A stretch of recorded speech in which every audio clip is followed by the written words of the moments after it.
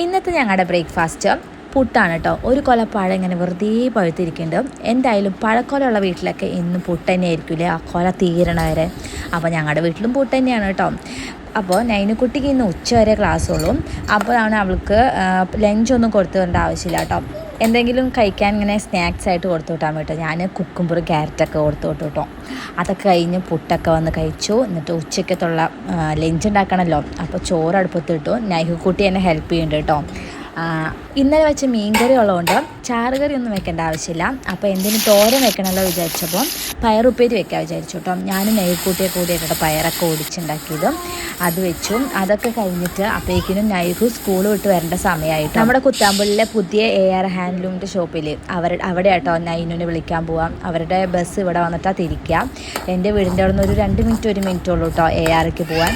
അങ്ങനെ അതൊക്കെ കഴിഞ്ഞ് വൈകുന്നേരം രാത്രിയായിട്ടോ. ഉച്ചയ്ക്ക്